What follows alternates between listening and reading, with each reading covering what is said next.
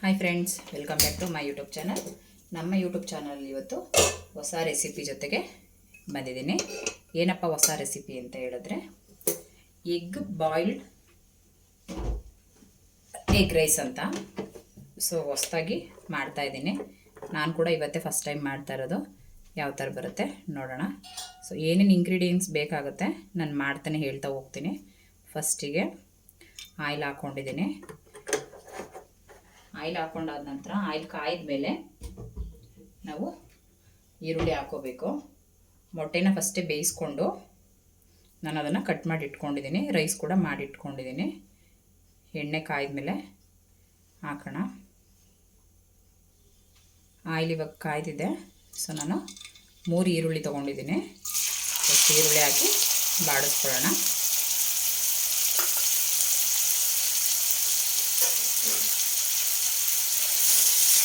ಇದನ್ನು ಅಷ್ಟೇ ಚೆನ್ನಾಗಿ ಕೆಂಪಗಾಗಂಗೆ ಬಾಡಿಸ್ಕೊಳ್ಳೋಣ. ಈರುಳ್ಳಿ ಹಾಕಿದ್ಮೇಲೆ ನಾವು ಅದಕ್ಕೆ ರುಚಿಗೆ ತಕ್ಕಷ್ಟು ಫಸ್ಟಿಗೆ ಉಪ್ಪು ಹಾಕ್ಕೊಂಡ್ಬಿಡೋಣ.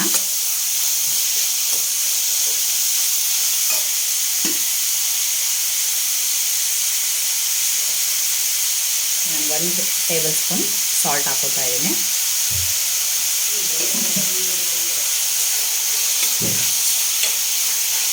ನಾನು ಪ್ರತಿ ಸಲ ಹೇಳಿದಾಗಲೂ ಬೇಗ ನಾವು ಈರುಳ್ಳಿ ಹಾಕಿದ ತಕ್ಷಣ ಸಾಲ್ಟ್ ಹಾಕ್ಕೊಂಡ್ರೆ ಬೇಗ ಅದು ಕೆಂಪಗಾಗುತ್ತೆ ಅಂತ.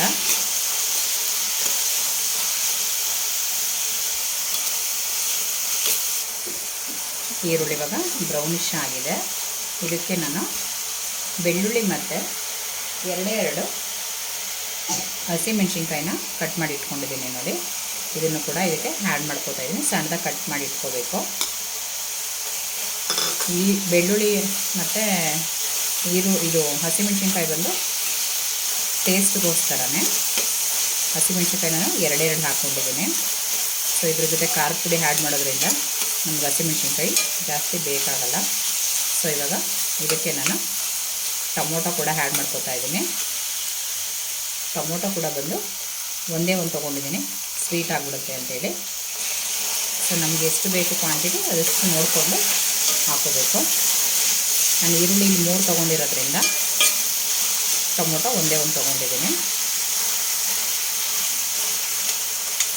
ಇಲ್ಲ ಸ್ವಲ್ಪ ಸ್ಮ್ಯಾಶ್ ಆಗಲಿ ಟೊಮೊಟೊ.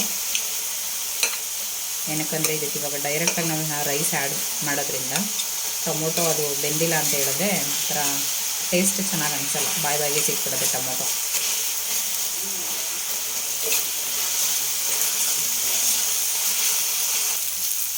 ಇವಾಗ ಫುಲ್ಲು ಬೆಂದಿದೆ. ಸೊ ಇದಕ್ಕೆ ಇವಾಗ ನಾನು ಖಾರದ ಪುಡಿ ಮತ್ತು pepper powder, garam masala add ಮಾಡ್ತಾಯಿದ್ದೀನಿ. ಉರಿನ ಸ್ವಲ್ಪ ಕಡಿಮೆ ಉರಿಲಿ ಇಟ್ಕೊಂಡು ಇವಾಗ ನಾನು ಆ್ಯಡ್ ಮಾಡ್ತೇನೆ. ಖಾರದ ಪುಡಿ ಬಂದು ನಮಗೆ ಎಷ್ಟು ಬೇಕು ಅಷ್ಟು ಕ್ವಾಂಟಿಟಿ ಹಾಕೊಳ್ಳೋಣ. ನಾನು 1 ಸ್ಪೂನ್ ಅಷ್ಟೇ ಹಾಕೋತಾ ಇದ್ದೀನಿ. ಇದು ನಮ್ಮ ಮನೆಯದು ಖಾರ ಇರೋದ್ರಿಂದ ನಾನು ಒಂದೇ 1 ಸ್ಪೂನ್ ಹಾಕೋತಾ ಇದ್ದೀನಿ. ಇದ್ರ ಜೊತೆಗೆ 1 ಟೇಬಲ್ ಸ್ಪೂನು ಗರಂ ಮಸಾಲ ಹಾಕೋತಾ ಇದ್ದೀನಿ.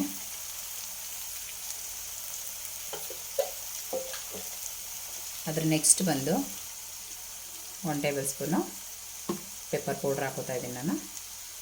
1 ಸ್ಪೂನು ಬೇಕಾಗಲ್ಲ. ಸೊ ಎಷ್ಟು ಜನ ಇರ್ತಾರೆ ಅಷ್ಟು ನೋಡ್ಕೊಂಡು, ಇಲ್ಲಾಂದರೆ ಖಾರ ಖಾರ ಅನಿಸ್ಬಿಡುತ್ತೆ. ಇದನ್ನು ಫುಲ್ಲು ಈ ಥರ ಮಿಕ್ಸಿಂಗ್ ಮಾಡ್ಕೊಳ್ಳೋಣ. ಮಿಕ್ಸಿಂಗ್ ಮಾಡ್ಕೊಂಡಾದ್ಮೇಲೆ ಓಕೆ ಒಂದೇ ಒಂದು ಚಿಟಿಕೆ ಅರಿಶಿನದ ಪುಡಿ ಕೂಡ ಆ್ಯಡ್ ಮಾಡ್ಕೊಳ್ಳೋಣ.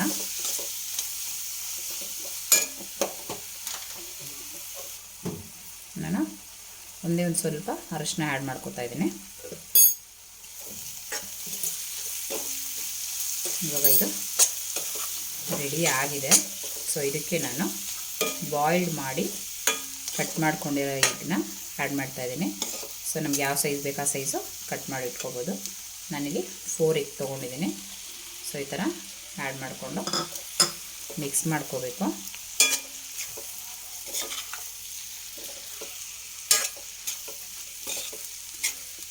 ನೋಡಲಿಕ್ಕೆ ಎಷ್ಟು ಚೆನ್ನಾಗಿದೆ.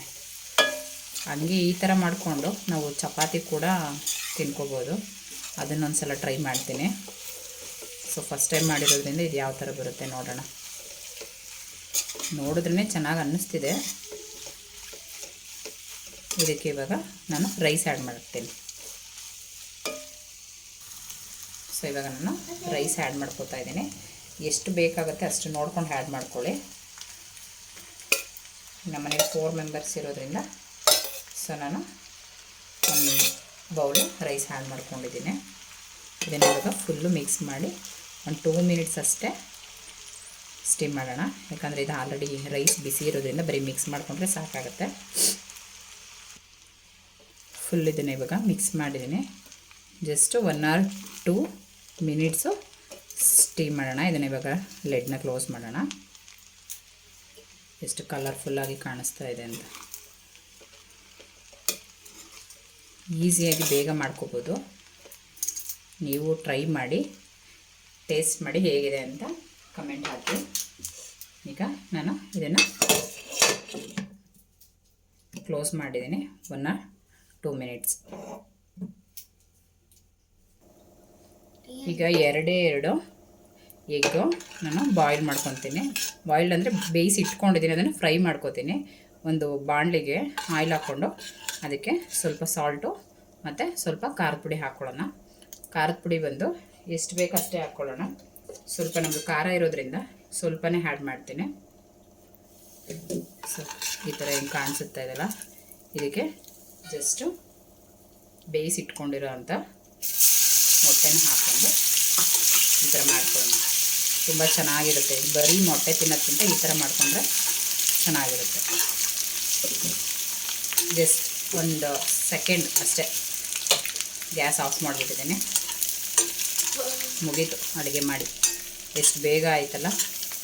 5 to 10 ಮಿನಿಟ್ಸ್ ರೈಸ್ ಮತ್ತು ಮೊಟ್ಟೆ ಬೆಂದಿದ್ರೆ. ಇವಾಗ ಸರ್ವ್ ಮಾಡ್ಕೊಳ್ಳೋಣ. ಯಾವ ಥರ ಇದೆ, ಯಾವ ಥರ ಕಾಣಿಸುತ್ತೆ ಅಂತ ನೋಡೋಣ ಫಸ್ಟಿಗೆ. ಸೊ ರೆಡಿ ಇದೆ. ತಿಂದು ಟೇಸ್ಟ್ ಹೇಗಿದೆ ಅಂತ ಹೇಳ್ತೀನಿ. ನೀವು ಕೂಡ ಟೇಸ್ಟ್ ಮಾಡಿ ಯಾವ ಥರ ಆಗಿದೆ ಅಂತ comment hockey. Thanks for watching.